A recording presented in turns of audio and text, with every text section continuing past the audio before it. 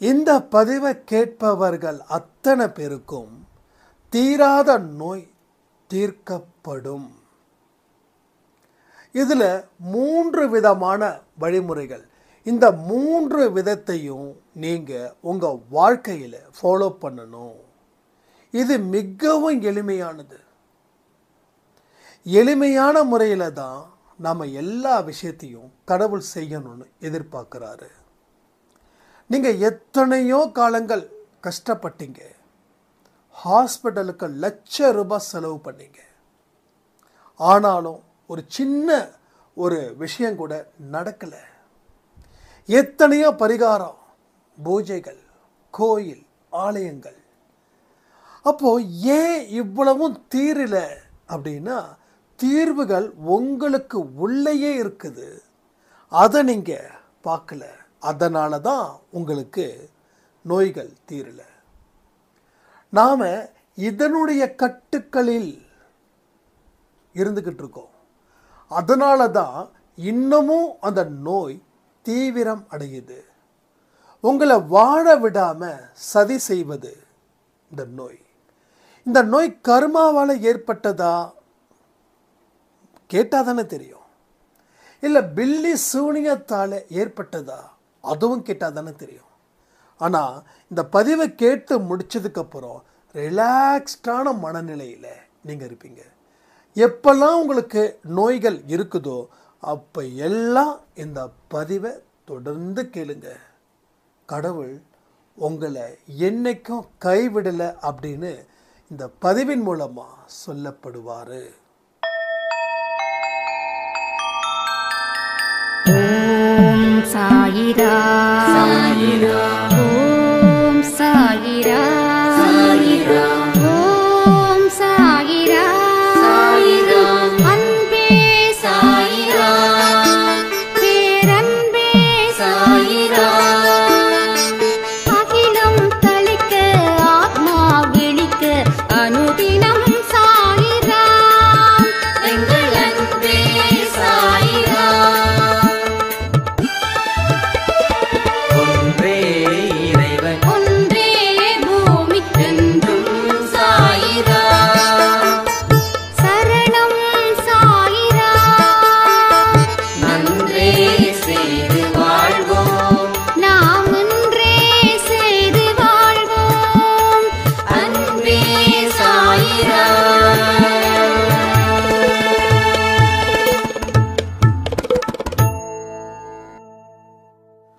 சாயிரா. என் உயிரேன் உயிரானவர்களே, தீராத நோய் என்ன வாட்டி எடுக்குது. ஹாஸ்பிட்டலில் லட்சமாக செலவு பண்ணியும் நோய் தீரல. நிறைய பூஜை பரிகார முறை எது செஞ்சும் என்னுடைய நோயோட தன்மை மட்டும் குறையவே இல்லை. இந்த நோய் எனக்கு கடும் மன உளைச்சலுக்கு ஆளாகுது. செய்ய வேண்டிய விஷயத்தை கூட செய்ய முடியாமல் இந்த நோய் எனக்கு மிகப்பெரிய கேடு விளைவிக்குது. இதில் இருந்து மீண்டு வருவதற்கு சரியான வழிகள் என்ன? என்னோட நோய்களுக்கு காரணம் என்ன? கர்ம வினைகளால் என்னோட நோய் எனக்கு வந்து சேர்ந்துதா? நான் வேற என்ன செய்யணும்? இல்லை கடைசி வரைக்கும் இப்படி தான் இருக்கணுமா? மனதார யாருக்கும் எந்த துன்பத்தையும் நான் நினைச்சது கூட இல்லை. அப்படி இருக்கும் போதும் இந்த நோய் என்னோட உச்சக்கட்டத்தை, கோபத்தையும் துன்பத்தையும் கொடுக்குது. அதனால் மீள்வதற்கு உண்டான வழிகளை நீங்கள் சொல்லுங்க அப்படின்னு ஒரு சாயிராம். அதே போல் இன்னும் ஒரு சாயிராம், தீராத வயிற்று வலி. இந்த வயிறு வலி வந்துடுச்சுன்னா என்னால் தாங்கிக்க முடியாது, உயிர் போகிற வலி. அதே போல் தலைவலி, மூட்டு வலி, அந்த வலி, இந்த வலி. அதாவது வலிகளை சமாளிக்க முடியாத அளவுக்கு இருக்குது. இதனால் என்னோட எந்த ஒரு விதமான செயலையும் செய்ய முடியல. எனக்கு ஆஸ்துமா இருக்குது. காலையில் 4 மணிக்கு எழுந்திரிச்சு சாய்பாவுக்கு ஆரத்தி எடுக்க முடியல. இப்படி பட்டியல் நீளுது, குறையில. அப்போ எல்லா விஷயத்துக்கும் பிரச்சனைகளை தீர்ப்பதற்கு சாயப்பாவை மனதார அழைத்து இந்த பதிவை நாம் கேட்கலாமா? இந்த பதிவில் சொல்லப்பட்டது எல்லாமே எனக்கு நடக்கும் அப்படின்னு நாம் நம்பலாமா? இன்னும் கொஞ்ச நாளில் உங்கள் உடம்புல இருக்கக்கூடிய நோய்கள் எந்த பக்கம் போச்சுன்னு தெரியலன்னு ஆச்சரியப்படுற மாதிரி நமக்கு நடக்கும்னு நாம் எதிர்பார்க்கலாமா? இந்த 3 விஷயங்களும் உங்கள் வாழ்க்கையில் நடக்க போகுதுன்றதை நான் உறுதிப்படுத்துகிறேன். அதை உறுதிப்படுத்துகிற விதமாக தான் இந்த பதிவு உங்களுக்கு அமைய போகுது. முதல் பாயிண்ட்டு, நாம் கடவுளால் ஆசீர்வதிக்கப்பட்டவர்கள். இதை மனசில் ஆழமாக விதைக்க முடியுமா? நாம் கடவுளால் ஆசீர்வதிக்கப்பட்டவர்கள், இதில் எந்த சந்தேகமும் இல்லாமல் இதை நீங்கள் ஏற்றுக்கொள்ள வேண்டும். அப்போ கடவுளால் யார் ஆசீர்வதிக்கப்பட்டவர்கள் அப்படின்னா, எந்த உயிரினத்துக்கும் துன்பத்தை கொடுக்காமல் இருப்பவர்கள், எல்லோரும் மேலேயும் அன்பும் அக்கறையும் கொண்டவர்கள், எல்லோரும் நல்லா இருக்கணும்னு மனதார வாழ்த்துபவர்கள் யாரோ அவர்களே கடவுளால் ஆசீர்வதிக்கப்பட்டவர்கள். இப்படிப்பட்டவர்களுக்கு இந்த நோய்கள் அத்தனையும் தீரும் அப்படின்றது உங்களால் நம்ப முடியுதா? நம்புங்க. ஏன்னா நிறைய எவிடன்ஸ் நான் வச்சுட்டு தான் பேசுகிறேன். எவிடன்ஸ் இல்லாமல் நான் வாய்க்கு வந்ததை பேசுகிறேன். முதல்ல ஆசீர்வதிக்கப்பட்டவர்கள் நம்ம நம்பணும். அப்போ யாரை கடவுள் ஆசீர்வதிக்கப்பட்டிருக்காருன்னா, அதில் இந்த 3 பாயிண்ட். இந்த 3 பாயிண்டில் எது உங்களுக்கு இல்லையோ அதை உங்களால் சரி பண்ணணும். அதற்கு உண்டான வழிகளை நீங்கள் ஏற்படுத்தணும். அதற்கு தகுந்த மனநிலை உங்களுக்கு கொஞ்சம் கொஞ்சமாக மாறணும். நாம் நேற்று கொடுத்த ஆடியோவில் கூட நம்ம சொல்லியிருக்கோம், இந்த மாதம் எதை விடணும்? பொறாமைத்தனத்தை விடணும். அப்போது இன்னைக்கும் நாம் இந்த நோய்களை பற்றி பேசும்போதும் இந்த மாதிரியான விஷயங்களை நாம் விடணும். அப்போ இப்படிப்பட்ட மனுஷங்க கடவுளால் ஆசீர்வதிக்கப்பட்டவர்கள். அதாவது நண்பனும் ஒன்று தான், எதிரியும் ஒன்று தான். உனக்கு துரோகம் செய்தார்களே அவர்களும் உனக்கு ஒன்று தான். இவங்க காலில் ரத்தம் வந்தாலும் ஐயோ ரத்தம் வந்துடுச்சே அப்படின்னு சொல்லி அந்த ரத்தத்தை நிறுத்தணும். உங்களுக்கு நம்பிக்கை துரோகம் செய்தார்களே அவங்களுக்கும் இது மாதிரி காயம் பட்டால் அந்த காயத்துக்கு மருந்து போடணும். இந்த மாதிரி மனநிலை உங்களுக்கு இருந்துச்சுன்னா நீங்கள் கடவுளால் ஆசீர்வதிக்கப்பட்டவர்கள். இதுதான் முதல் பாயிண்ட். ரெண்டாவது பாயிண்ட், இதுதான் பேசிக். ஓகேவா? இந்த படிக்கட்டு ஏறினாதான் அடுத்த படிக்கட்டு ஏற முடியும். ரெண்டாவது, சில விஷயங்களை நம்ம கன்ஃபார்மாக நம்புகிறோம். அந்த விஷயத்தை பற்றி தான் நம்ம பேச போகிறோம். அதாவது என்னுடைய விதின்றது நம்ம கர்மாவாக வச்சுக்கலாம். என்னுடைய கர்மாக்கள் தான் இவ்வளவு பெரிய ஒரு தொல்லையை கொடுக்குதா, இல்லை யாராவது எனக்கு செய்வினை வச்சிட்டாங்களா? பில்லி, சூனியம், ஏவல், அது இது. ஸோ இந்த மாதிரி விஷயங்கள் மூலமாக எனக்கு வச்சிட்டாங்களா? அதனால் எனக்கு உடல் ரீதியாக நிறைய பிரச்சனைகள் இருக்குதா?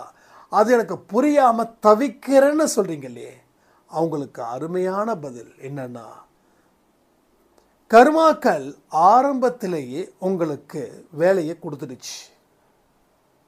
ஓகே, அதற்கு உரிய தண்டனை காலமும் முடிஞ்சிடுச்சு. நீங்கள் நேற்று வரைக்கும் தப்பு செஞ்சீங்கன்னா கர்மா முடியல. நீங்கள் தப்பு செஞ்சது எல்லாமே 2 வருஷத்துக்கு முன்னாடியே முடிஞ்சிடுச்சுன்னா உங்கள் கர்மாவும் முடிஞ்சிடுச்சு. நம்ப முடியுதா? இன்னைக்கு வரைக்கும் ஒருத்தனை வாடக்கூடாதுன்னு நினச்சிங்கன்னா உங்கள் கர்மா உங்கள் கூடவே பக்கத்தில் அழகாக உட்காந்துருக்குது. இப்போது உங்கள் கர்மா உங்களை விட்டுட்டு எப்போ போகுதுன்னா, நீங்கள் செய்யக்கூடிய செயலை பொறுத்து. நீங்கள் பல வருஷமாக நான் நல்ல மனுஷனாக மாறுறேன்ற நம்பிக்கை உங்கள் மனசுக்குள்ளே இருந்துடுச்சுன்னா, ஏன்னா நம்ம மனசுக்குள்ளே ஒருத்தன் இருப்பான், அவன் நம்மளை என்றைக்கும் பொய் சொல்ல மாட்டான். நீ நல்லவனா அப்படின்னு கேட்டால் 10 பேர் முன்னாடி நான் நல்லவன்னு சொல்லுவோம். நீ நல்லவனான்னு சொல்லி நம்ம தன்னந்தனியாக கேட்டால் நான் நல்லவனா, நான் எவ்வளோ மோசமானவன் தெரியுமா? எவனாவது ஒருத்தன் என் முன்னாடி வாழ்ந்துட்டா சத்தியமாக சொல்கிறேன், எனக்கு தூக்கம் வராது, சாப்பிட பிடிக்காது. ஸோ தனியாக பேசும்போது, தனியாக கேள்வி கேட்கும்போது நம்ம அவ்வளோ ஒரு ஸ்டார் இருப்போம். அது இல்லாமல் இருக்கணும். 10 பேர் முன்னாடி நம்ம எப்படி காலரை தூக்கி விட்டு நான் நல்லவன்டான்னு சொன்னோமே, அதே போல் நான் நல்லவன் தான், அதில் சந்தேகமே இல்லையேன்னு நீங்கள் சொல்லணும். அப்போ எது நல்லதுன்னு தெரிஞ்சு வச்சுக்கணும். அது வேற விஷயம் இருக்குது. கெட்டதெல்லாம் நல்லதாக்கக்கூடாது, நல்லதெல்லாம் கெட்டதாக மாறக்கூடாது. அன்பே சாயில் எது நல்லதுன்றது தெளிவாக சொல்லியிருக்கோம், தெளிவாக சொல்லியிருக்கோம். எத்தனை ஆடியோ எனக்கே ஆச்சரியமாக இருக்குது. சாய்ப்பா வந்து எவ்வளோ பெரிய ஆடியோக்களை இந்த குரல் மூலமாக கொடுக்க வச்சுருக்காரு அப்படின்னு. கொடுக்கலாம், தப்பே இல்லை. 1 லட்சம் ஆடியோ, 2 லட்சம் ஆடியோ, 3 லட்சம், எவ்வளோ வேணாலும் கொடுக்கலாம். அதை பற்றி நம்ம கவலைப்படவே இல்லை. கேட்குறவங்களுக்கு போய் சேரட்டும், கேட்காதவர்களுக்கு கேட்காம இருக்கட்டும், அதை பற்றி பிரச்சனை இல்லை. அப்போ உங்கள் கர்மா முடிஞ்சிடுச்சா இல்லையான்றத நம்ம மனசில் எழுத எண்ணங்களை வச்சு கண்டுபிடிச்சிடலாம். அது ஒன்று. இது கூட ஓரளவுக்கு உண்மை இருக்குது. அடுத்தது உண்மையே கிடையாது, இந்த பில்லி சூனியம் அது இதுன்னு ஒருத்தவங்க வைக்கிறாங்க அப்படின்றதுக்காக நம்ம வாழ்க்கை மாறப்போவது இல்லை. அப்படி பார்த்தா இன்னைக்கு எத்தனையோ மனுஷங்க வாழ்வது வளர்வது பிடிக்கல. அப்போ அத்தனை பேருக்கும் வச்சிட முடியுமா? சொல்லுங்கள், வச்சிட முடியுமா? வச்சுட்டா நடக்குமா? அப்போ அதில் வந்து உண்மை இல்லைன்னு என்னைக்கு நீங்கள் மனதார நினைக்கிறீங்களோ அன்னைக்கு தான் அதனுடைய கட்டுக்களில் இருந்து நீங்கள் மீள முடியும். அதனுடைய கட்டுக்களுக்குள்ளேயே நீங்கள் இருந்தீங்கன்னா அதுக்குள்ளேயே தான் நீங்கள் இருக்க முடியும். அப்போது ஏன் இது வந்து நம்ம திரும்ப திரும்ப நினைக்கிறோம் அப்படின்னா, எனக்கு வச்சிட்டான், என் பங்காளி வச்சிட்டான், என்னோட துரோகி வச்சிட்டான், என்னுடைய உறவு வச்சிடுச்சு, என் புருஷனுடைய அக்கா வச்சிட்டாங்க, என் புருஷனுடைய அம்மா வச்சிட்டாங்க, இது மாதிரி நிறைய நம்புகிறாங்க இன்னைக்கு. ஸோ இன்றைக்கி இருக்கக்கூடிய லைஃப்பில் மாடர்ன் லைஃப்னு நாம் பெருமை பேசிக்கிட்டு இருக்கோம். ஆனால் இந்த நம்பிக்கையும் அதிகரிச்சிருக்குது, குறையில் அதிகரிச்சிருக்குது. இன்றைக்கி சிட்டி சைடில் கூட, வில்லேஜ் சைடு, எல்லா சைடும் இது இருக்குது. இதை நம்புகிறாங்க, 100% நம்புகிறாங்க. பேய் பிடிச்சிருக்குது, யாரோ வச்சுட்டாங்க. இப்போ ரீசெண்டாக ஒருத்தவங்க என்கிட்ட சொன்னாங்க, பேய் பிடிச்சிடுச்சு, அதனால் வந்து ஒரு கோயிலுக்கு போயிட்டு போனோம், அவர் வந்து அடிக்கிறாரு என் பொண்ணை, ரொம்ப கஷ்டமாக இருந்தது. பேயை அடித்தா பேய் ஓடிடுமா? எனக்கு புரியல. பேயின்றது ஒரு எண்ணம். அப்போது எனக்கு பேய் பிடிச்சிருக்குதுன்னா என்ன 4 பேர் சாட்டையால் அடித்தா அது எப்படி பேய்க்கு வலிக்கும்? பேய் எப்படி விட்டு போகும்? நமக்கு நிஜமாக சொல்கிறேன், சுய சிந்தனை இருக்குது. ஏன் சுய சிந்தனையில் பல விஷயங்கள் புரிஞ்சும் புரியாமல் இருக்கிறோன்னா, அதை தாண்டி ஒரு பயமும் இருக்குது. எல்லாமே இருக்குது, நம்ம தைரியமானவர்கள் தான். ஆனால் தைரியத்தை தாண்டின ஒரு பயம் இருக்குது. அந்த பயம்தான் ஆட்டி படைக்குது. எப்பா இருந்தாலும் இருக்கும், நீ கொஞ்சம் பார்த்து பேசு, பில்லி சூனியத்தெல்லாம் நீ கண்ணா பின்னான்னு பேசிடாது.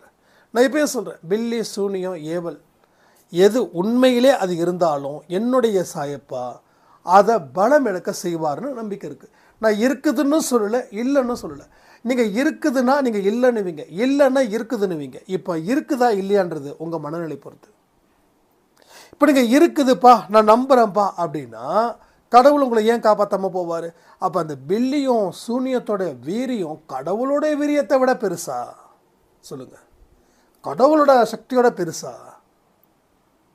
ஒன்னேன்னு புரிஞ்சுக்கோங்க, கடவுள் தான் மாய சக்தியும் படைச்சார். நான் கூட நினச்சேன் சாத்தான் ஒருத்தன் இருக்கிறான், ஆனால் அது டே பைத்தியக்காரன், அப்படி இல்லைடா நான் தாண்டா படைச்சேன்னு ஒரு 6 மாதத்துக்கு முன்னாடி எனக்கு ஒரு உள்ளுணர்வு மூலமாக சொன்னார். ஆனால் அவர் சொன்ன அடுத்த ஒரு வாரத்துலேயோ 2 வாரத்துலேயோ ஏதோ ஒரு விஷயத்தை நான் படித்தேன், கடவுள் தான் அனைத்தையும் படைத்தார் அப்படின்னு சொல்லி. ஏதோ ஒரு ஒன்று குரானாக இருக்கும், இல்லை பைபிளாக இருக்கும், இல்லை கீதையாக இருக்கும், இல்லை சம்திங் ஏதோ ஒன்று. ஆனால் மதிக்கக்கூடிய நூல்கள், கடவுளால் சொல்லக்கூடிய நூல்கள், சும்மா மற்றவங்க சொன்னதில்லை, கடவுளால் சொல்லக்கூடிய நூல்களில் ஏதோ ஒரு அத்தியாயத்தில் இந்த விஷயம் இருக்குது. கடவுள் என்கிட்ட சொன்னதை இங்கே கன்ஃபார்ம் பண்ணிட்டார். ஸோ மாயையை படைச்சது நான் தான், அப்போ மாயையை அடக்கிறதும் என் சாயப்பா தான். ரைட்டா? இப்போ தான் சொல்கிறேன், பில்லி சூனியனா இல்லை, அவர் சும்மா போய் சொல்கிறாரு, நான் பார்த்தனே, நான் நேருக்கு நேராக பார்த்தனேன்னு. ஸோ அப்போ நான் என்ன பண்ண முடியும்? சரி, ஓகே, எனக்கு இப்போ கூட சொல்கிறேன் 0% நம்பிக்கை, உங்களுக்கு 100% நம்பிக்கை. உங்களுக்கு 100% நம்பிக்கை இருக்கிறவங்களுக்கு ஒரு நல்ல விஷயத்த சொல்கிறேன், அதை படைச்சது கடவுள் தான். அப்போ கடவுள்கிட்ட சரணாகதி அடைஞ்சா கடவுள் அதை எதிர்த்து உங்களை காப்பாரா காக்க மாட்டாரா? உங்களுக்கு நல்ல பாதுகாப்பு கொடுப்பாரா கொடுக்க மாட்டாரா? ஸோ கொடுப்பார். அப்போ நம்ம பில்லி சூனியத்தை பற்றி நம்ம கவலைப்பட வேண்டிய அவசியமே இல்லை, அதை நம்ம கிட்டேருந்து எடுத்துடலாம். ரைட்டா? அப்போ நம்ம கவலைப்படுறது என்னென்னா கர்மா. அப்போ இந்த கர்மாவை நான் முன்னாடியே அந்த ஆசீர்வதிக்கப்பட்டவர்கள் சொன்னேன் இல்லையா, அதில் அந்த 3 விஷயத்த சொன்னேன் இல்லையா, அந்த 3 விஷயத்தை இருந்துச்சுன்னா இந்த கர்மாவையும் இந்த கர்மத்தையும் விரட்டிடலாம். இது கர்மா இல்லை, இது கர்மம். இந்த கர்மத்தையும் விரட்டிடலாம். அப்போது நீங்கள் முதல்ல ஆசீர்வதிக்கப்பட்டவராக இருக்கணுன்றதை நம்பணும். அடுத்தது இந்த கர்மா, பில்லி, சூனியம் இது எல்லாம் இல்லைன்னு நம்பணும். அதே கட்டுக்குள்ளே நம்ம இருந்தால் அவன்தான் நம்மளை ஆட்டி படைக்கிறான்னு தப்பான ஒரு கணக்கை போட்டுட்ருப்போம். ஆனால் அவன் ஆட்டி படைக்கலை. ஆட்டி படைப்பது எல்லாமே நாம் மனசில் வச்சிருக்கக்கூடிய கேடுகட்ட எண்ணங்கள் தான் அதை ஆட்டி படைக்குது. இப்போது உங்கள் நோய்க்கு என்னது, ஆசீர்வதிக்கப்பட்டவர்கள் நீங்கள் நம்புனீங்கன்னா அந்த நோய் தீரும். ஆசீர்வதிக்கப்பட்டவர்கள் எப்படி இருக்கணுன்ற அந்த 3 பாயிண்ட்டே சொல்லியிருக்கோம். அடுத்தது இந்த கர்மா, பில்லி, சூனியம் அது இதன் மூலமாக நான் பாதிக்கப்பட்டு இருக்கேனா அப்படின்ற கேள்விக்கும் அதுவும் உண்மை இல்லை. அப்போது இந்த 2 மனநிலை உங்களுக்குள்ளே இருக்கணும். இந்த 2 மனநிலை இருந்துச்சுனாவே நீங்கள் கிட்டத்தட்ட 50 மதிப்பெண் எடுத்து விட்டீர்கள். இது வரைக்கும் 0 மதிப்பெண் இருந்ததால தான் பிரச்சனைகள் இருந்தது. இப்போ இந்த 2 விஷயத்தையும் நீங்கள் தொடர்ந்து சிந்திக்கிறீங்க. நான் சொல்லக்கூடிய விஷயத்தை தொடர்ந்து கேளுங்க. எப்பெல்லாம் உங்களுக்கு நோய் தாக்கம் இருக்குதோ அப்போல்லாம் இந்த பதிவை கேளுங்க. இந்த பதிவை கேட்கவே உங்களுக்கு என்ன ஆகும், அந்த நோயின் தாக்கம் கட்டுக்குள் கொண்டு வரப்படும். அடுத்தது 3வது பாயிண்ட்டு, நோய் இல்லை என்று நம்பணும். இது மிக முக்கியமான விஷயம்.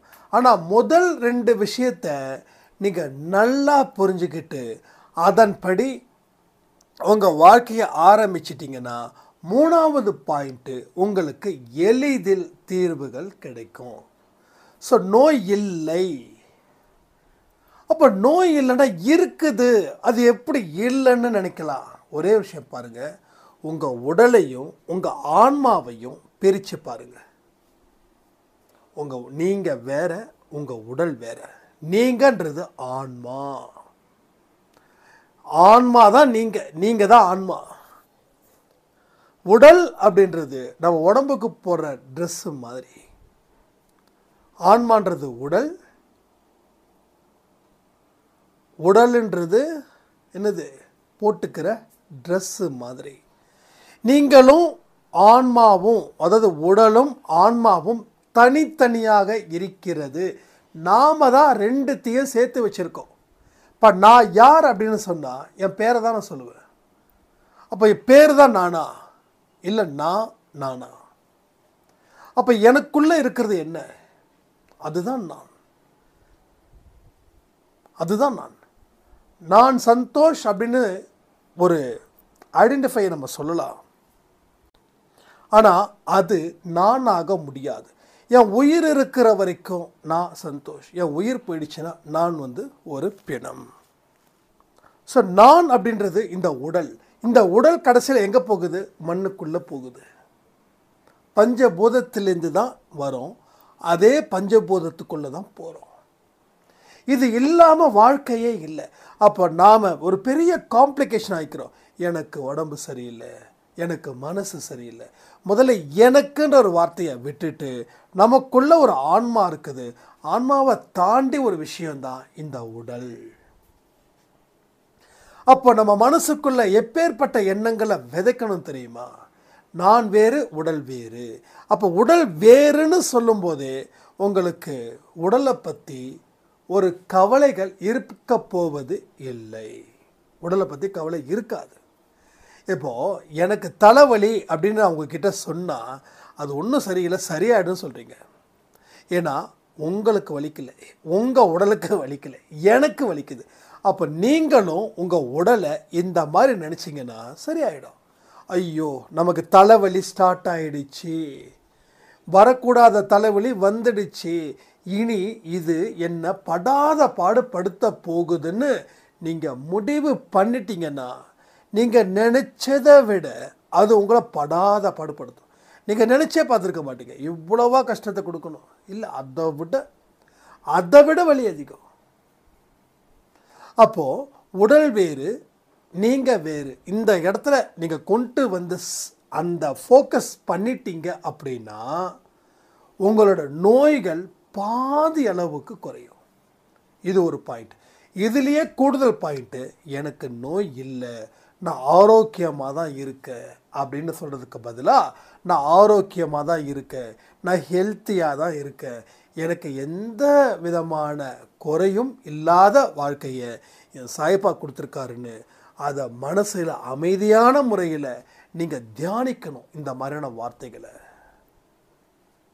இப்போ இந்த மாதிரியான வார்த்தைகளை தியானிக்கும் போது உங்கள் மனசில் ஆட்டோமேட்டிக்காக ஒரு சக்தி உங்களுக்கு வந்து சேரும். இப்போ இந்த 3 விஷயங்கள் என்னது? முதல்ல நீங்கள் ஆசீர்வதிக்கப்பட்டவராக நம்பணும். ரெண்டாவது கர்மா, பில்லி, சூனியம் இது எல்லாம் இல்லைன்னு ப்ரூஃப் பண்ணுறதுக்கு இந்த வார்த்தைகளை சொல்லியிருக்கேன். மூணாவது, நோய் இல்லை அப்படின்ற ஒரு எண்ணமும் உங்கள் மனசில் கூடுதலாக வரணும். அதில் உடல் வேறு, ஆன்மா வேறு. இதை புரிஞ்சுக்கணும். இந்த 3 பாயிண்ட்டும் ஒரு மனுஷனுக்கு தீவிரமாக எல்லா இடத்துலையும் இருக்கணும். நம்ம அங்கமுத்து சாய்ராம் சொல்லியிருந்தாங்க, அது ரொம்ப எக்ஸலண்ட்டாக சொல்லியிருந்தாங்க. 1 மணி நேரம் ஆடியோ எனக்கு 2 மணி நேரம் தேவைப்படுது நோட்ஸ் எடுக்க அப்படின்னு. அந்த நோட்ஸ் எடுக்கும்போது தான் உங்களுக்கு நான் சொல்லக்கூடிய விஷயங்கள் பாதினா அதை வச்சு நீங்கள் இன்னொரு பாதியை சிந்தனைகள் மூலமாக அதை எடுத்து இன்னும் உங்கள் வாழ்க்கைக்கு வழிகாட்டுவதற்கு உண்டான வழிகளும் கிடைக்கும். அப்போது எல்லா விஷயத்தையும் நாம் முறைப்படி செய்யணும், பொறுமையோடு செய்யணும், நம்பிக்கையோடு செய்யணும், அவசரப்படக்கூடாது, பதட்டப்படவே கூடாது. இங்கே பல பேருக்கு ஆரம்பத்தில் அவங்க இருக்கக்கூடிய பதட்டம் இப்போ இல்லை. ஏன்னா அந்த அளவுக்கு அவங்க எண்ணங்கள் மூலமாக அந்த நம்பிக்கையை சாய்ப்பா வந்து ஏற்படுத்தியிருக்கார். இது எவ்வளோ பெரிய மிராக்கள்! சாய்ப்பாவுக்கு நன்றிகள் சொல்லலாமா? அப்போ எந்த இடத்துலையும் சரி உங்களுக்கு நோய்கள் இல்லை. இதை நீங்கள் பரிபூரணமாக நம்ப உங்களோட நோய்கள் உங்களை விட்டு அதனுடைய வீரியத்தன்மை குறையும். நான் முழுசாக போகணும்னு சொல்லவே மாட்டேன். முழுசாக போகிறதுக்கு வாய்ப்பு இருக்குது, ஆனால் அது சடனாக நடக்காது. இப்போ சொல்கிற உங்களுக்கு தீராத தலைவலி, தீராத வயிறு வலி, இதற்கு இந்த 3 விஷயமும் உங்கள் மனசுக்குள்ளே ஆழமாக பதிஞ்சிடுச்சுன்னா முதல்ல வயிறு வலிக்கும், ஆனால் அந்த வலியை தாங்குகிற அளவில் இருக்கும். அப்போ அந்த வலிக்கும் போது நீங்கள் மறுபடியும் இது என்ன ஜஸ்ட்டு ஸ்டமக் பெயின் அவ்வளோதானே, சரியாயிடும் அப்படி நீங்கள் நினைக்க மறுபடியும் கொஞ்ச நாட்களில் அந்த வயிறு வலியே வராது. இப்போலாம் அதிகபட்சமாக தலைவலி ரொம்ப ஜாஸ்தியாக இருக்குது. இந்த 3 விஷயங்கள் தான் அடிப்படை காரணம். இதெல்லாம் கடவுள் சம்பந்தப்பட்ட விஷயங்கள் அப்படின்றதால ஃபஸ்ட்டு இந்த 3 பாயிண்ட்டை சொல்லிட்டேன். அடுத்த பாயிண்ட்டு தான் மிக மிக முக்கியமான பாயிண்ட், நம்மளுடைய லைஃப் சைக்கிள். நம்ம வாழ்க்கை எப்படி வாழறோம் அப்படின்றத கரெக்டாக வாழ்ந்துக்கிட்டு இருக்கோமா? இதில் சில பேர் என் மேலே ரொம்ப கோவப்படுவீங்க, சொல்கிற நீ செய்றியா அப்படின்னு. ஸோ ஒரு விஷயத்த சொல்கிறேன், நான் கண்டிப்பாக செய்வேன் ஷூரா. 8 மணி நேரம் தூக்கம் தூங்குறீங்களா? இது மிக முக்கியமான விஷயம். 8 hours தூங்கணும். அதாவது நைட்டு 10 மணிக்கு படுத்திங்கன்னா 11, 12, 1, 2, 3, 4, 5, 6. ஸோ 6 மணிக்கு எந்திரிக்கலாம். ஆனால் அவங்க 4 மணிக்கு எந்திரிக்கிறோன்னு சொல்கிறதால இங்கே நிறைய பேருக்கு தூக்கம் ரொம்ப ரொம்ப குறைவாக இருக்குது. அப்போது 8 மணிக்கு தூங்க முடியுமா? ப்ராக்டிக்கலாக பாசிபிள் இல்லை. அப்போ 8 மணி நேரம் தூங்குனா உடம்புல இருக்கக்கூடிய நோய் நொடிகள் அத்தனையும் தீரும். அப்போ நோய்கள் தாக்கம் அதிகமாக இருக்கிறவங்களுக்கு இந்த 4 மணியை ஸ்கிப் பண்ணிவிட்டு 6 மணிக்கு எழுந்திரிச்சிருக்கு. ஏன்னா முதல்ல நோய்கள் இல்லாத ஒரு வாழ்க்கையை வாழ்ந்தால் தான் அடுத்தது செய்ய முடியும். இதில் எத்தனை பேருக்கு இந்த மாதிரி பிரச்சனை இருந்துக்குது, நான் எழுந்திருக்கிறேன் அப்படின்னா இனிமேல் அது எழுந்திருக்க வேண்டாம். ஸோ 8 hours, அதாவது 6 to 8 hours, 8 hours கூட இல்லை, கிட்டத்தட்ட 6 hours போதும், இல்லை 7 hours. 10 மணிக்கு தூங்கி காலையில் 5 மணிக்கு 6 மணிக்கு எழுந்துருங்க, தப்பே இல்லை கொஞ்ச நாளைக்கு. ஆனால் 10-10:30க்கெல்லாம் நீங்கள் நல்ல ஸ்லீப் மோடு போடும். அது ரொம்ப இம்பார்ட்டன்ட். அதாவது உட்காந்து தூங்குங்க. சில பேர் பார்த்தீங்கன்னா நம்ம படுத்துட்டு தூங்கும்போது நம்ம சாப்பிட்டதெல்லாம் அவ்வளோ சீக்கிரம் ஜீரணமாகாது. நான் ஒரு டெக்னிக்ஸ் யூஸ் பண்ணுவேன் எப்பயுமே, அது முக்கால்வாசி நான் யூஸ் பண்ணுவேன்.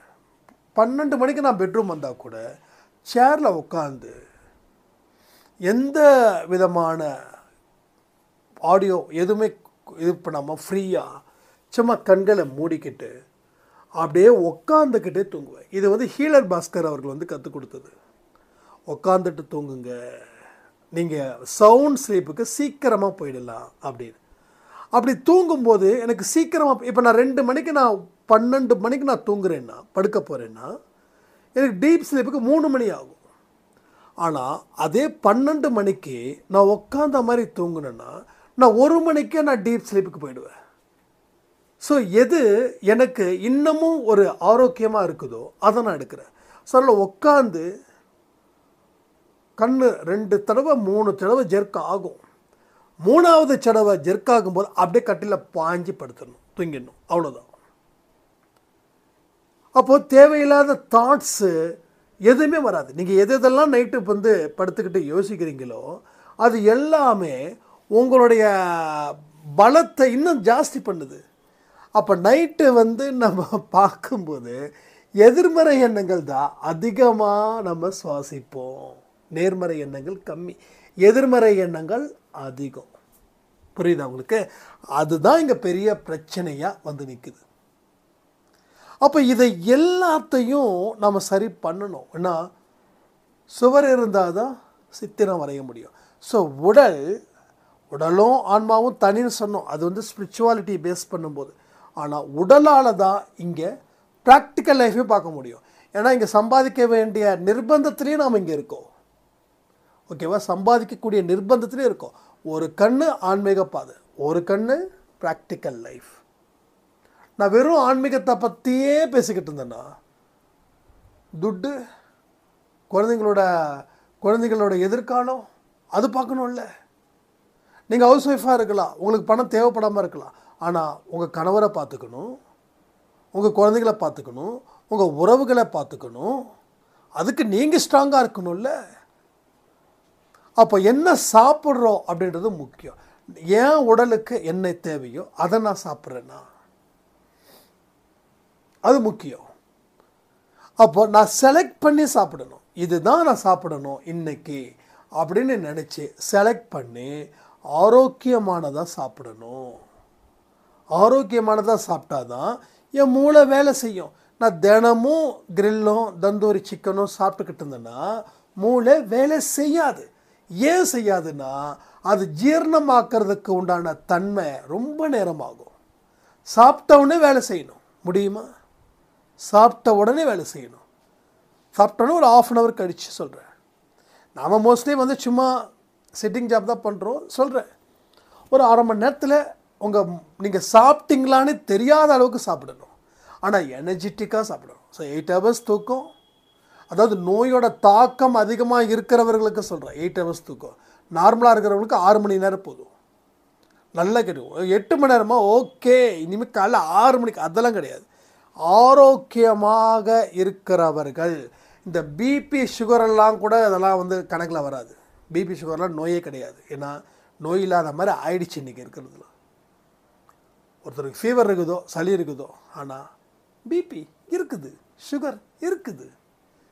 இல்லைன்னா தான் நம்ம ஒரு மாதிரியே பார்ப்பான். இவன் வந்து பஞ்சத்தில் அடிபட்டுருக்கிறான், அதனால தான் எனக்கு பிபி வரல, சுகர் வரலன்னு.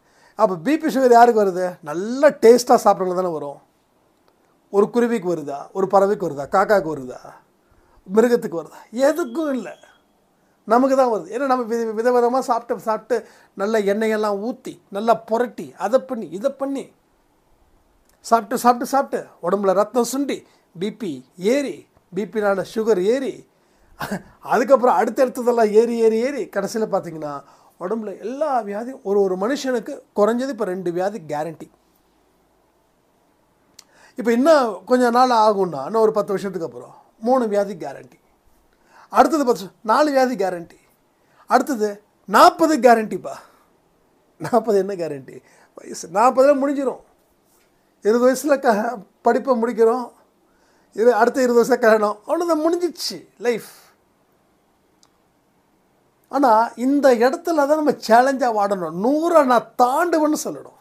இது பேராசைக்காக இல்லை, கடவுள் கொடுத்த உடம்பு நான் நோய் நொடி இல்லாமல் வைக்கணும் அப்படின்னு. நம்ம கர்மா என்ன ஏஜ் நம்ம சொக்க கொடுத்துருக்குதோ தெரியாது. ஆனால் இந்த ஜென்மத்தில் என்னமோ போயிட்டு போகுது. அப்போ அடுத்த ஜென்மத்தில் 100 வாழ்கிற அளவுக்கு நாம் நல்ல விஷயங்களை செய்யணும். நேரமே இல்லை, செஞ்சுக்கிட்டே இருக்கணும். அப்போ 8 hours தூக்கம், தேவையான சாப்பாடு, தேவையான தண்ணீர் தயவு செய்து சொல்கிறேன். இங்கே நிறைய லேடிஸ் இருக்கீங்க, தண்ணி ஒரு நாளைக்கு 3 பாட்டில் தண்ணி குடிக்கணும். சாப்பிட்டதுக்கு அப்புறம் 1 hour கழித்து தான் தண்ணி குடிக்கணும். சாப்பிட்றதுக்கு முன்னாடி 1/2 hourக்கு முன்னாடி தண்ணி குடிச்சிடணும். 9 மணிக்கு காலையில் டிஃபன் சாப்பிட்றீங்கன்னா 8:30க்கு 6 பாட்டில் தண்ணி குடிங்க. அடுத்தது 9 மணிக்கு சாப்பிட்டு முடிச்சிட்டிங்கன்னா அடுத்த 1 hour கழித்து தண்ணி 1 பாட்டில் தண்ணி குடிங்க. அதுக்கப்புறம் 1/2 பாட்டிலாக தண்ணி குடிங்க. 1/2 hourக்கு ஒருத்தர் தண்ணி குடிங்க. சாப்பிடும்போது தண்ணி குடிக்கக்கூடாது. சாப்பிட்றதுக்கு முன்னாடி என்ன டைம்லன்னு சொல்லிட்டேன். சாப்பிட்டதுக்கு பின்னாடி 1 hour கழிச்சு தான் தண்ணி குடிக்கணும். நைட்டு அதிகமாக தண்ணி குடிக்காதீங்க. நைட்டு அதிகமாக தண்ணி குடித்தா கிட்னி ப்ராப்ளம் ஆகும். நைட்டு சாப்பிடும்போது ஜீரணம் எது எளிதில் ஜீரணம் ஆகுமோ அதை சாப்பிடுங்க. வியாழக்கிழமை நான் சொல்ல மறந்துக்கிட்டே இருக்கேன். வியாழக்கிழமை யாராருக்கெல்லாம் இதை முடியுமோ அதை பண்ணுங்கள். காலையில் கஞ்சி, மதியானம் ராகி கஞ்சி, ஏதாவது ஈவினிங் ஒரு 6-7 மணியோட ஒரு 2 இட்லியோ 3 இட்லியோ முடிஞ்சால் முடிங்க. ஸோ அந்த அன்றைக்கி லிக்விடாக எடுத்துக்கலாம். ஈவன் நானும் ஸ்டார்ட் பண்ணுறேன் நாளையிலேருந்து. ஓகேவா? ஏன்னா ஆரோக்கியம் நமக்கு முக்கியம். காலையில் நல்ல கஞ்சி, வடித்த கஞ்சி, உப்பு லைட்டாக போடும், உப்பு ஜாஸ்தி போடக்கூடாது. ஏன்னா இனி டேஸ்ட்டுக்காக சாப்பிட வேண்டாம், இனி ஆரோக்கியத்துக்காக நம்ம சாப்பிடுவோம். ஸோ இதெல்லாம் நம்ம வந்து ரெகுலராக நம்ம செஞ்சுக்கிட்டே இருக்க தான் நாம் அத்தனையும் நமக்கு கிடைக்கும். ஸோ உங்களுக்கு எந்த சந்தேகங்களாக இருந்தாலும் சரி கமெண்ட் பண்ணுங்கள். இதை எல்லாமே செஞ்சால் வெற்றி நிச்சயம், சாயின் சத்தியம் சொல்லி இந்த பதிவை நான் முடிக்கிறேன். ஜெய் சாய்ராம்.